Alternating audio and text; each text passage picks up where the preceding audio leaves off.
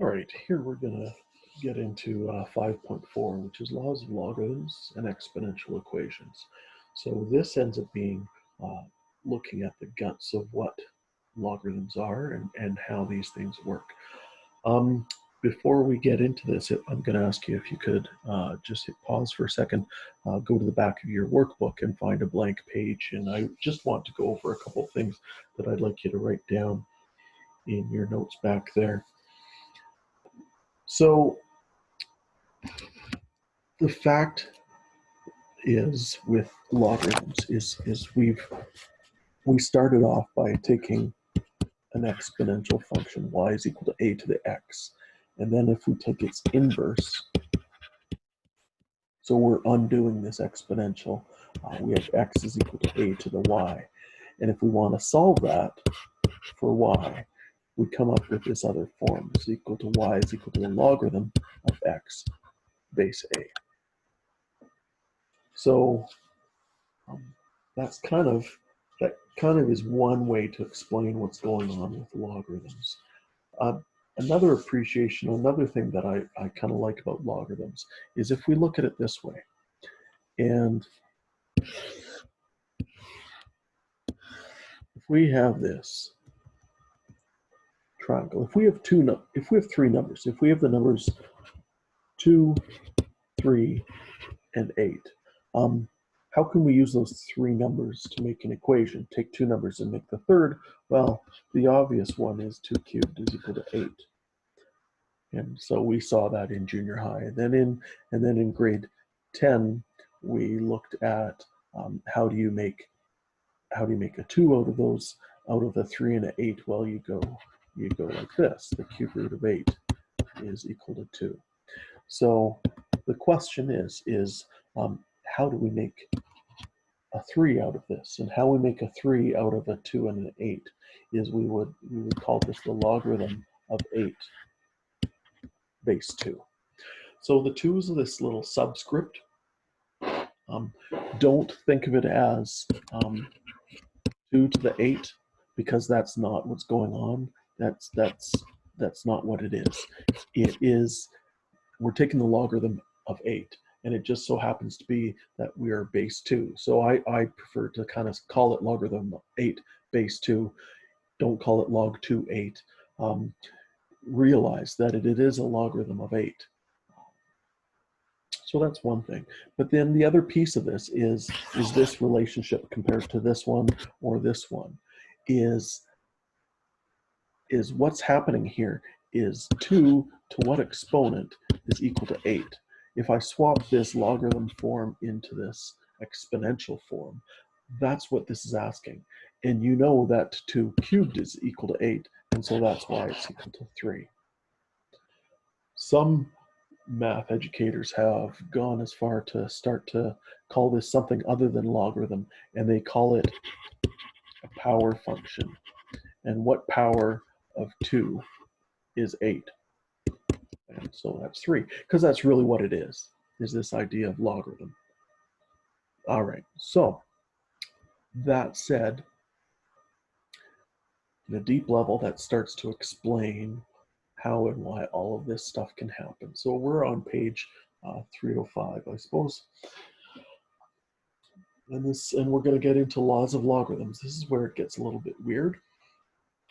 But with a little bit of practice, this starts to become pretty useful. Why we do this, why they're useful for us, is it if we have an unknown as your exponent, we can solve for an unknown exponent when the bases can't be made the same. Remember that logarithmic functions are inverse of exponentials. They undo the exponent laws. And so how this works is it kind of takes this idea of multiplication, which is kind of hard to do sometimes, and turns it into addition, which is sometimes a simpler idea. So when we saw this, we have kind of seen this before. We've seen this in exponent laws. If we had x to the 5 times x to the 3, this is changing multiplication into addition by taking your exponents and we change it into that. Okay, so That said, we have three different laws for logarithms. The first one, our multiplication law for logarithm, says if we have the logarithm of a product BC, and don't worry about the A right now, if we have the logarithm of BC, that's going to be equal to the logarithm of B plus the logarithm of C.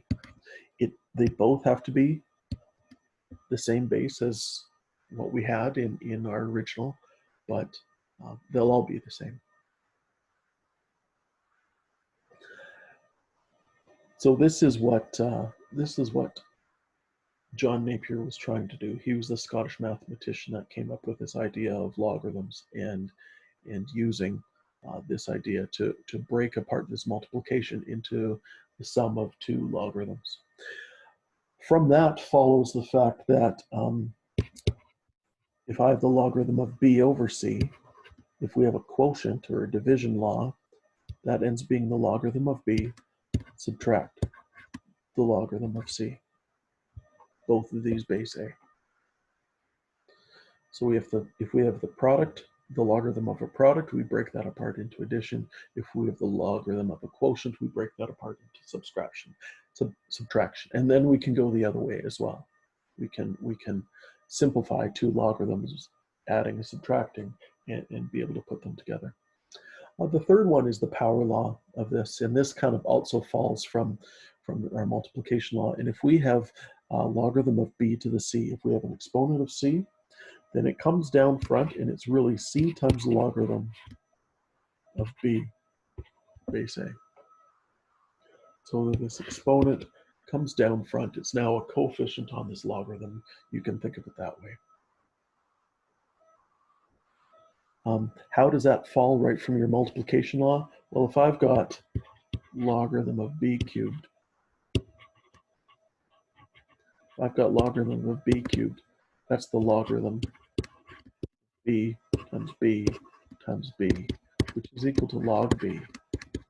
It's log b plus log b, which is 3 log b, right? So that's kind of how that works.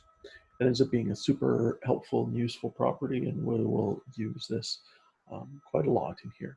Now, these would all be on your formula sheet. So your formula sheet that's at the back of your workbook, you will find them there. I believe that they use different letters there, that they're using M and N, but regardless, this ends up being the same thing. So now we can do something like this algebraically if we have 2 to the x equals 4.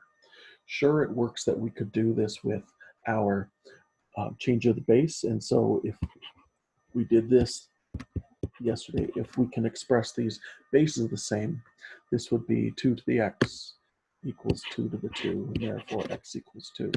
But what if, let's try something a little bit more powerful now. Let's try something else. And what we're going to do is we're going to take the logarithm of both sides. This is an equation, so whatever I do to the left, right, and we're taking the logarithm of both bases. Let's just use common logarithm. Common logarithm means that if there's no number written there, it is base 10. And we'll use that one because that's what you can push into your calculator. Now, by this power law, this ends up being x times log 2 equal to log 4. Therefore, x is equal to log 4 divided by log 2.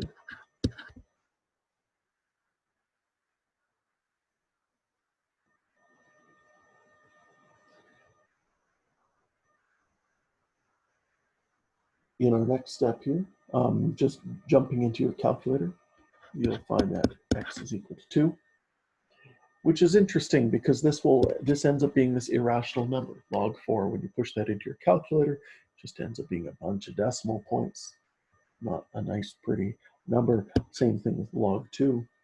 Remember what it means is because if this is base 10, this is meaning 10 to the what exponent is 2. Well, that's not going to be a nice number at all, and it isn't. But if I divide those two numbers, we get 2.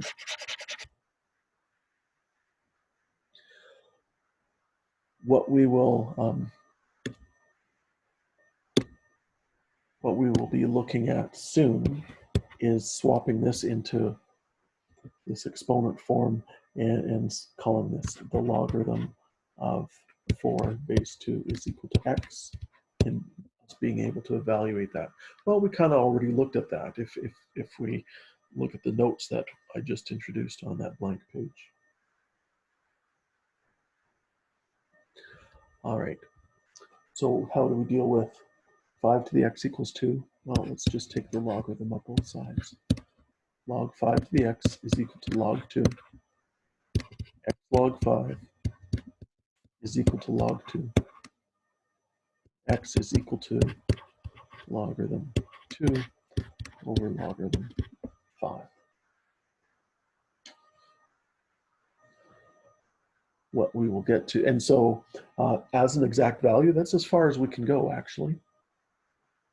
So you would leave your answer like that. If you're asked for a decimal place, if you're asked to round to the nearest hundredth, this ends up being 0.43 if you push that into your calculator, just using your standard log button. We will start to see that this translates into x is equal to log 2 base 5. And we can get that just from taking this also and swapping around from exponent form to log form.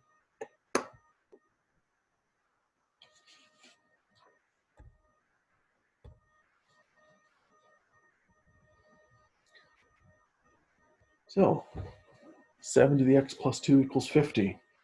Maybe a good place to start is think about, okay, so is 50 a power of 7? No, it's not. So we have to resort to doing this with logarithms. And then we take the logarithm of both sides. Logarithm of 7 to x 50. Could we surmise what that would be approximately? Because you know 7 squared is 49. And because 7 squared is 49, so if we had 7 to the x plus 2 is equal to 49, then x would be 0, right? So this is going to be probably slightly more than 0. Let's go from here. How about I make this correct, though? That's not equal to 50. This is equal to log 50.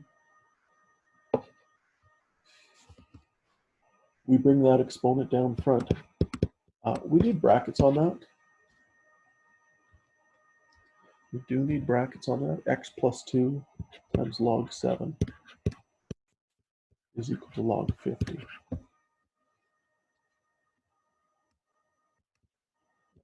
2 is equal to log 50 divided by log 7. Now the right side, those are just numbers, right? So it's not multiplying, so don't cross log off. That makes absolutely no sense in this, but those are just numbers. So as an exact value, my answer would be log 50 over log 7 minus 2.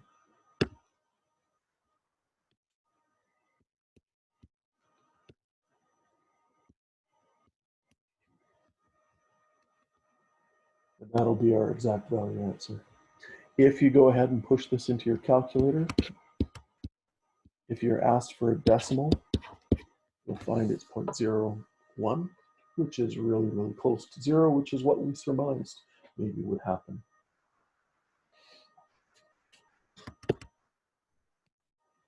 Future us, we're going to look at that, and we're going to call this part of it, we're going to call it x equals logarithm of 50 base 7 minus 2. So let's keep that in mind also.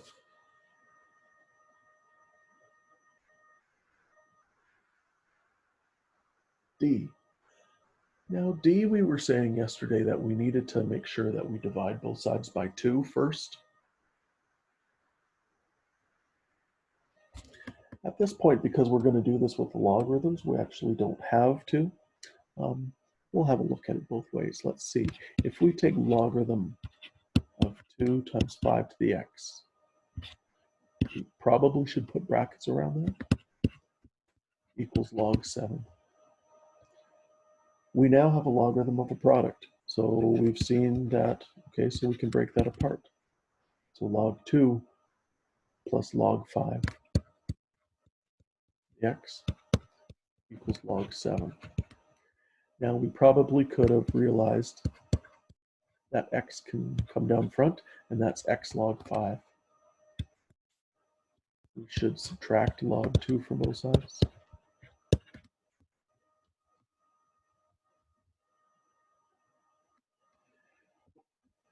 Now dividing both sides by log 5, we can get x is equal to log 7 minus log 2 over log 5. Can tidy that up a little bit, and we can call it, well, we have this subtraction of logarithms. So let's change that into log of 7 halves over log 5. We look at a decimal expansion, that ends up being about 0.78.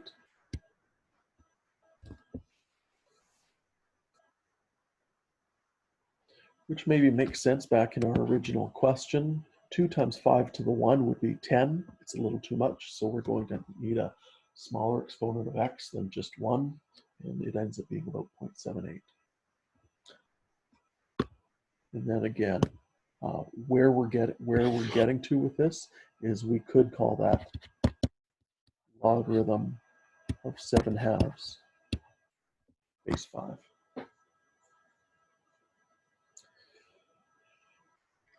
At this point, I should point out that some of your calculators can handle doing a logarithm with a different base. Many of your scientific or graphing calculators won't. Some of them will, some of them won't. We'll get into that shortly about how you can do this on your calculator. But at this point, we can just use base 10, and so all of your calculators can do this. Log of 7 halves divided by log 5.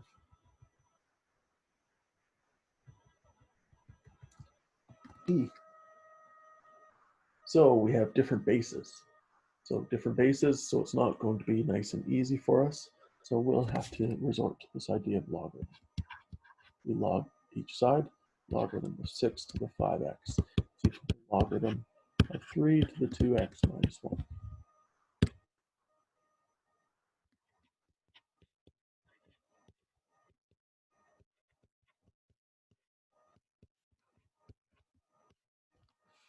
Power law of logarithms, bring that exponent. Realize that that exponent of 5x applies to the whole amount of 6. If we had more than one term in here, say we had 6x squared and the logarithm of that. Say we had something like this, we can't bring this 2 down front yet because it doesn't apply to the 6. It's just 6 times x squared. So we would first have to break this apart like this and then deal with it. Erase, please.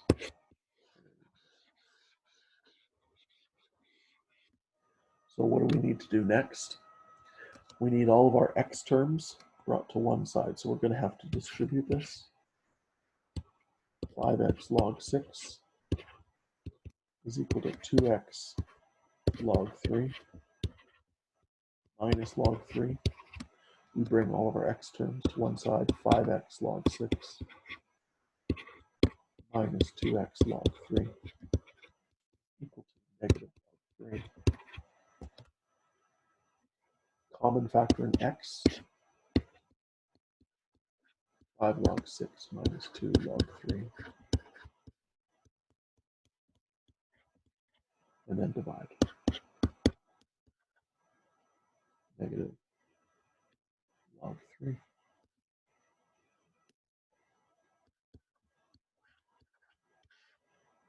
5 log 6.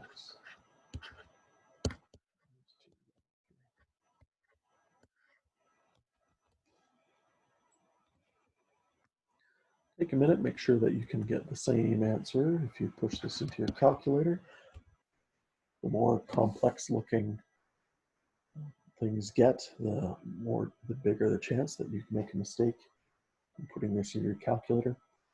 We would probably want to put brackets around that. Negative log 3 divided by bracket 5 log 6 minus 2 log 3 should get you negative 0.16.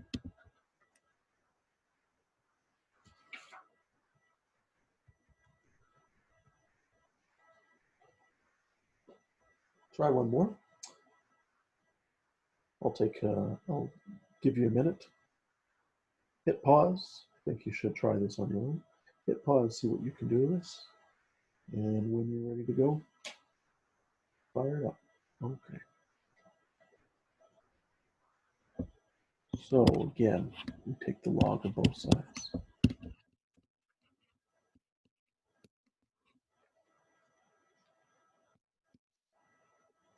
Bring that exponent down front. X log 7 is equal to 2x minus 1 log 12. Put brackets around that 2x minus 1 because it's binomial. We distribute.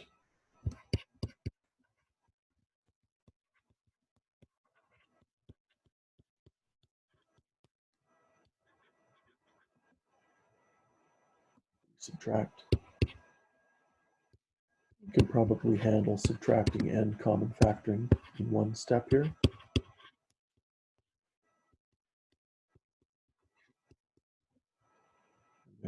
X is negative log 12 over log 7 minus 2 log 12.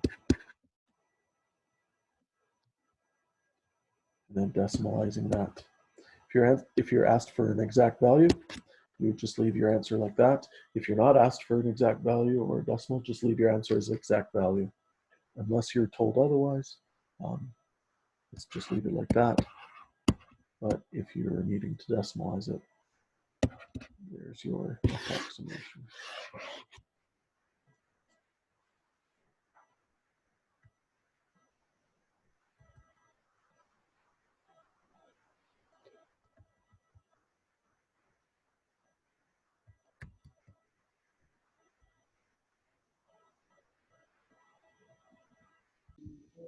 So what we have here is we're going to have some steps to be able to convert when we have a base that is something other than 10. So to convert these, we want to write this as one single logarithm. For this, we're going to use our change of base formula. This is on a formula sheet, and it tells you that the logarithm of an amount of a, the logarithm of a in base c is equal to the logarithm of a divided by the logarithm of c, both of them in base b. So what this means is whenever we have something like this, we can convert it into the logarithm of a divided by the logarithm of c in any base that we want. Often what we'll want to do is we'll want to change these to base 10 because we have a base 10 button on our calculator. What this means is we could convert something like the logarithm of 7 base 5. Well, 5 to what exponent is 7? I don't know. That's not going to be an obvious and apparent thing. But if we want to calculate this, this ends up being logarithm of 7 divided by the logarithm of 5. And so we can swap back and forth between these two. If we calculated this like we did on the previous page, therefore it's just equal to, we can write it as logarithm of 7 base 5 just to kind of simplify what it looks like. If we're wanting to calculate this out and get a decimal expansion of it, we would get to this on our calculator. Now, some of your graphing calculators are able to handle this form. Some of them can handle log 7 base 5. If you have a TI calculator, you push the math button and you go down until you see the until you see the operation called log base. And depending on the operating system on your calculator may be able to offer this, and maybe your calculator can handle them, and maybe they can't. If you have an older TI 84 or 83, that might be the case. If you have a newer operating system on your TI 84, you might have this log base. If you have log base, it's going to look like one of two different things. It'll ask you to put in the base and then the number that we're taking the logarithm of. You're either going to put it in brackets like this and then just hit enter, or most of the newer calculators will give you this where it says logarithm, and it'll give you spaces that you put the 5 and you put the 7 in there. That would be on a TI calculator. If you're doing this on a Casio calculator, most of the Casio calculators can handle this. You push the option button, OPTN, you push the option button. You find the tab in your F buttons, the tab that says Calc. You might need to go over to the next screen and it'll say log AB. Now, depending again on which Casio you have, it might open this up where it says log and it has a space for the base and it has a space for what you're logarithming. It might type in, when you hit log AB, it might just open a bracket and then you would have to type in 5, 7. Now, all of that said, if your calculator can't handle specific bases of logarithm, then you're going to have to resort to this. You're going to have to resort to this change of base formula and push them in like that. It's not a big deal once you get used to it. No big deal. Regardless of what calculator you have to know and understand how this change of base formula works. So you guys that your calculator can't handle this, you're actually at a bit of an advantage. You're going to practice doing this a little bit more, and because your calculator can't do change of base.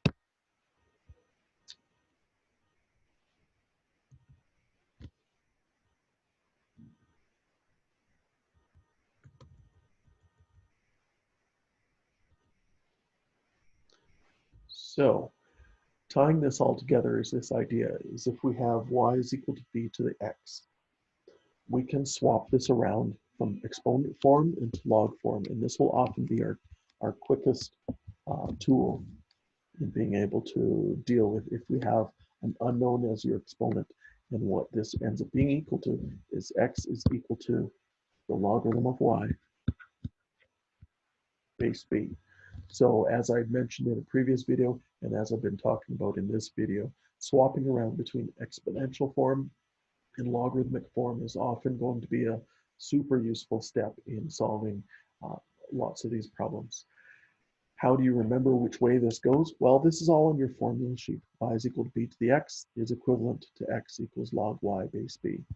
The base stays the same. That's kind of a critical part of this, is whatever base that we're working in, the base of this exponential is b, and the base of this logarithm is b.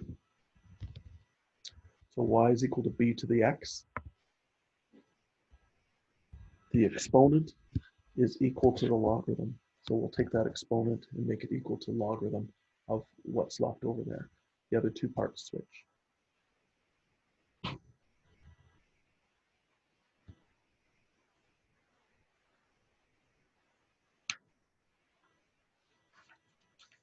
So the question, why wouldn't this work on parts E and F from above? Because we had two different bases, we had two exponents.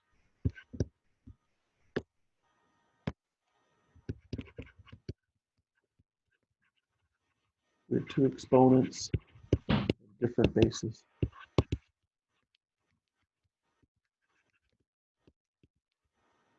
Exponents with different bases. All right. So number 2, let's start to employ all of this and see how this looks. 21 to the x is equal to 13. So state the domain of each of these and solve. In some of these questions, the domain is going to be an issue. In this question, we're okay. Our domain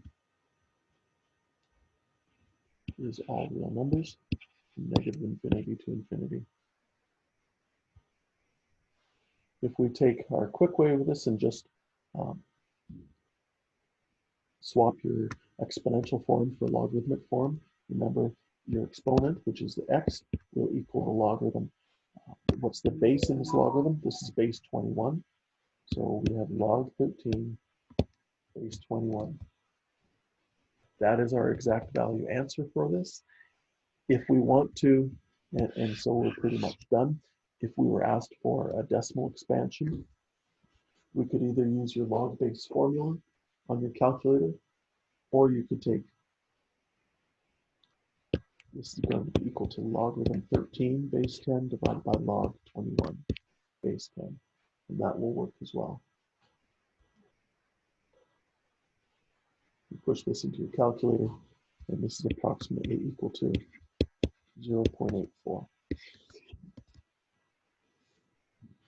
Now, if we had tried this the way we did before, what we would have done, we would have logged both sides. So log 21 to the x equals log 13, x log 21 equals log 13.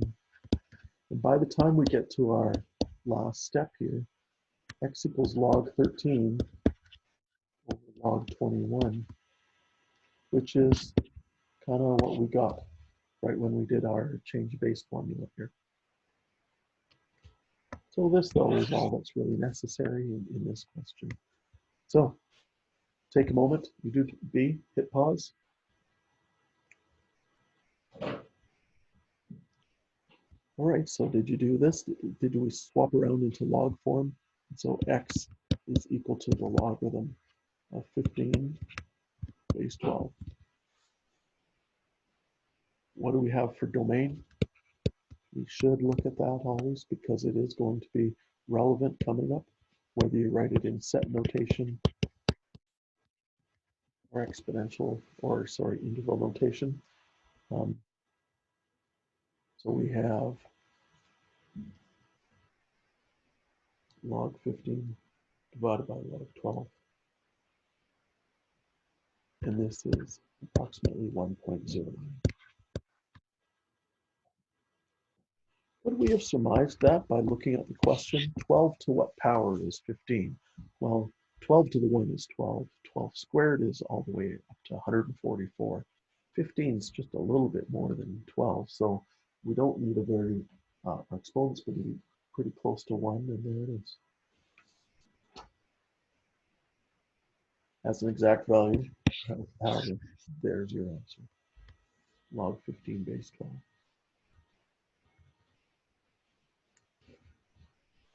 With question C, if we are going to swap this around into log form, we will need to divide both sides by 2 first. We can't multiply that and call it 16 to the x. This must look like this. So 8 to the x is equal to 13 over 2. And then when we swap that around, x is equal to the logarithm of 13 halves base 8. What's your domain? It's all real numbers.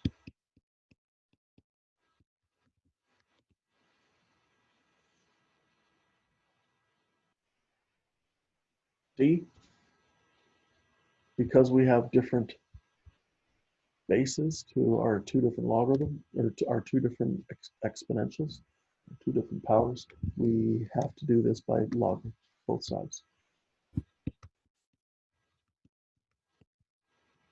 Left side becomes log 5 to the x. I suppose I'll do this in 2 steps.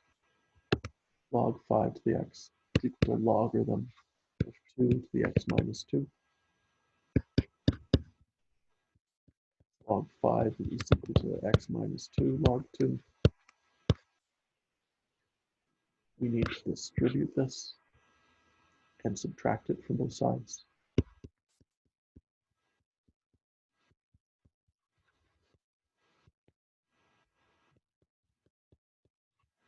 So I kind of did 2 things in that 1 step. That's now common factor.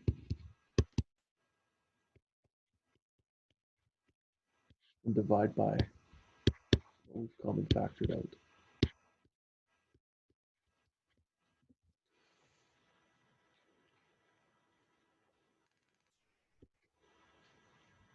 So that would be really as far as we would take it. You could leave your answer just like that. Could we tidy it up and clean it up a bit and write it as one logarithm? Well, sure, I suppose we could take it further than this. We could always call this negative 2 log 2 over logarithm of 5 halves, right? Because that's subtraction of logarithms. Now we could take this stuff and call this negative 2 logarithm of 2 base 5 halves and just do your change of base formula with this. And so clean it up all the way to there. I think that goes beyond about what you would be expected to do in this course, but that would be equivalent.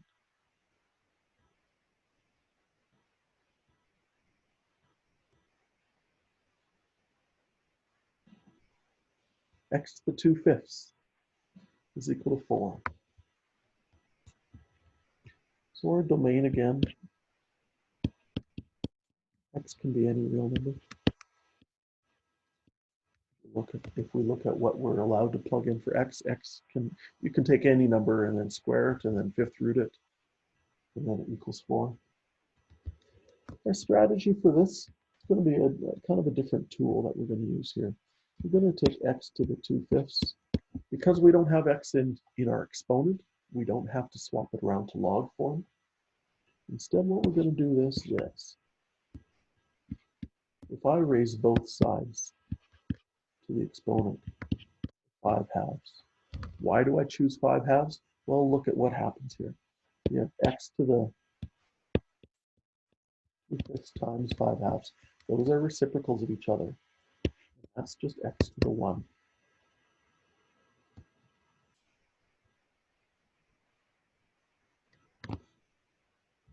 So when we deal with this,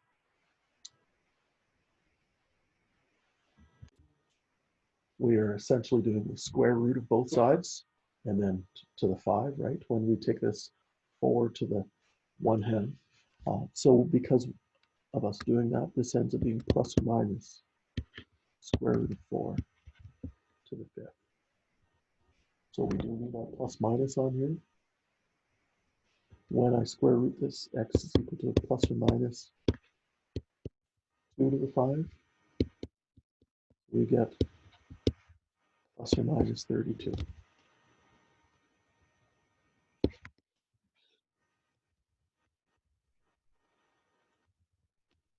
And F. So in this last one, this is where it's necessary to look at our domain. When we take X to the negative 5/6, an exponent of 5, that's okay. It doesn't matter if X is negative or not. We can take any number, positive or negative, to the exponent of 5. It doesn't matter if it's to the negative 5. The negative part is not a problem. But what can be a problem is if we take this, the 6th root of X, any even number of type of root of X, and the even number index, we have a restriction. X has to be positive. So this isn't the problem. The 5 isn't the problem. The negative isn't even the problem. The problem here is the 6. Now, some of you are probably thinking, well, what about in the previous question? Where in the previous question, I had this X to the 2/5. Why wasn't it a problem there? Back in this previous question, you can take any number to the exponent of 2. That's fine. And any number with a 5th root, sure, we can take the 5th root of a negative number, we can square a negative number. What you can't have is this even in the denominator. You can't have that to be even. That would be an even root index, and we can't be doing that. So we do have a restriction on this one, that X, or domain, set of X's such that X has to be greater or equal to 0.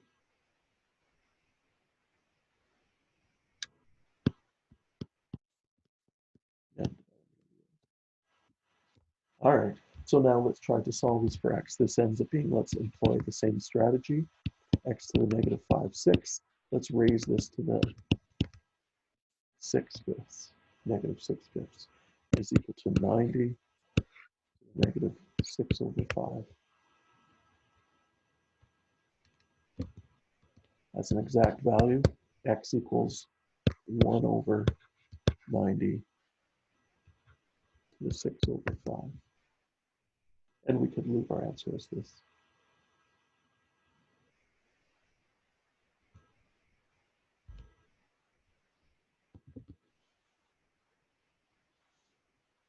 That's it for this section. If you have any questions, please feel free to ask, and good luck.